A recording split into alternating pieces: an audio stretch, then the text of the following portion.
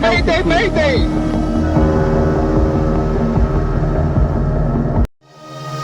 دوستو آپ نے کبھی سوچا کہ ایک جہاز بغیر پائلٹ کے گھنٹوں آسمان میں گھومتا رہے اور جب فوجی طیارے اسے روکنے جائیں تو اندر کا منظر ان کا خون جما دے؟ آج بات کریں گے ہیولس ایئر ویز فلائٹ 552 کی، جو 14 اگست 2005 کو سائپرس سے اڑی لیکن اپنی منزل پر کبھی نہ پہنچی۔ ایک چھوٹی سی غلطی جس نے 121 جانیں لے لیں۔ کیا یہ دہشت گردی تھی یا کچھ اور؟ آئیے اس راز کو جاننے کی کوشش کرتے ہیں کہ یہ جہاز بھوت جہاز کیسے بن گیا۔ دوستو اگر آپ جہاز میں سفر کرتے ہیں تو یہ ویڈیو اسپیشلی آپ کے لیے ہے۔ صبح کے 9 بجے سائپرس کا لارناکا ایئرپورٹ ہیولس ایئر ویز کا بوئنگ 300-737 جسے اولمپیا کہا جاتا تھا، اس پر 115 مسافر اور 6 کریو ممبر سوار تھے۔ کیپٹن ہانس جوجن مرٹن 59 سالہ جرمن پائلٹ جن کے پاس 16,000 سے زائد فلائٹ آورز کا تجربہ تھا، ان کے ساتھ فرسٹ آفیسر پامپوس چارلمبس 51 سالہ جنہوں نے 7,000 فلائٹ آورز کیے ہوئے تھے، چیف ایئر ہوسٹس لوئزا واؤٹری 32 سالہ اور دیگر کریو ممبرز۔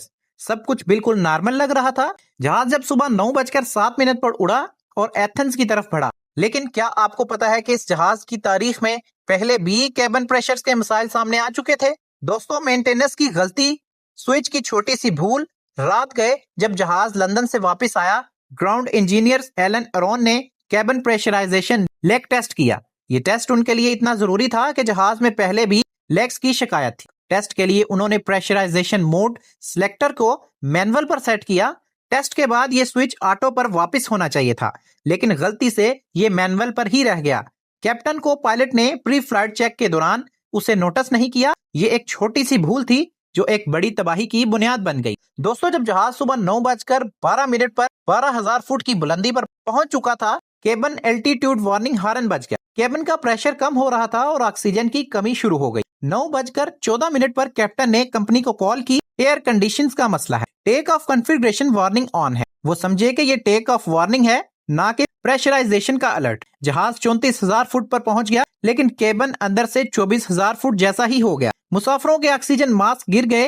ہائپوکسیا یعنی آکسیجن کی کمی نے سب کو متاثر کر دیا۔ دماغ سست پڑنے لگے، غنودگی چھانے لگی، پھر بے ہوشی۔ کیا کریو نے ایمرجنسی ڈیسنٹ کیا؟ نہیں، کیونکہ وہ خود بھی ہائپوکسیا کا شکار ہو کر بے ہوش ہو گئے تھے۔ اب جہاز آٹو پائلٹ پر تھا، بغیر کسی کنٹرول کے آسمان میں گھومتا رہا۔ ایئر ٹریفک کنٹرول کی الجھن۔ صبح 9:20 پر جہاز سے آخری رابطہ ہوا۔ نائسیا ایئر ٹریفک کنٹرول نے ایتھنز کو بتایا کہ جہاز کا رابطہ ٹوٹ گیا ہے۔ جہاز اب ایتھنز کے اوپر آٹو پائلٹ پر ہلکے کاٹ رہا تھا۔ 10:12 سے 10:50 تک بار بار کالز کی گئیں، لیکن کوئی جواب نہ آیا۔ کیا جہاز ہائی جیک ہو گیا؟ کیا یہ دہشت گردی تھی؟ Athens joint rescue coordination centre alert پر آ گیا۔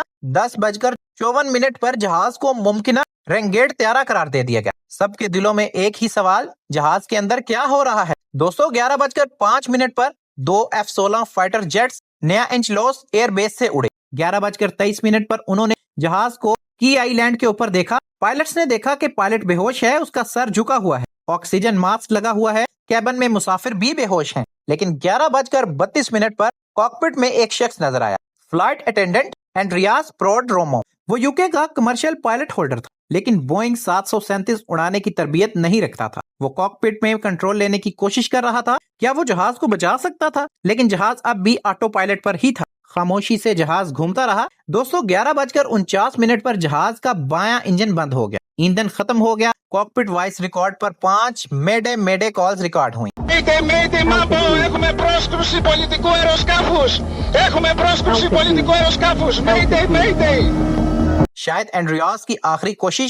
11:59 پر دایاں انجن بھی رکا۔ اس کے بعد جہاز گراماتیکو کے پہاڑی علاقے میں گر کر تباہ ہو گیا، جس کے نتیجے میں 21 لوگ ہلاک۔ اٹوپسی سے پتا چلا کہ سب گرنے سے پہلے زندہ تھے، لیکن ہائپوکسیا کی وجہ سے کوما میں تھے۔ اینڈریاس نے آخری لمحات تک کوشش کی، لیکن وہ ناکام رہا۔ یہ لمحہ دل دہلا دینے والا تھا۔ یونان کی air accident investigation and aviation safety board نے رپورٹ جاری کی۔ پریشرائزیشن سسٹم کا مینول موڈ میں رہ جانا، جو گراؤنڈ انجینئرز ایلن ارون کی غلطی تھی۔ پائلٹ نے وارننگ کو غلط سمجھا۔ بوئنگ کا وارننگ ہارن ڈیزائن بھی ناقص تھا۔ ٹیک آف اور الٹیٹیوڈ وارننگ کے لیے ایک آواز۔ ہیولس ایئر لائن کی سیفٹی کلچر کمزور تھی اور سائپرس کے ڈی سی اے کی نگرانی ناکافی تھی۔ 2008 میں ایلن ارون سمیت افسران پر الزامات لگے، 121 سال قید کی سزا سنائی گئی۔ لیکن اپیل پر بری ہو گئے۔ بوئنگ نے کمپنسیشن ادا کیا۔ کیا یہ ایک شخص کی غلطی تھی یا پورے سسٹم کی ناکامی تھی؟ دوستو، اس حادثے نے ایویشن انڈسٹری کو ہلا کر رکھ دیا۔ چیک لسٹ کو سخت کیا گیا،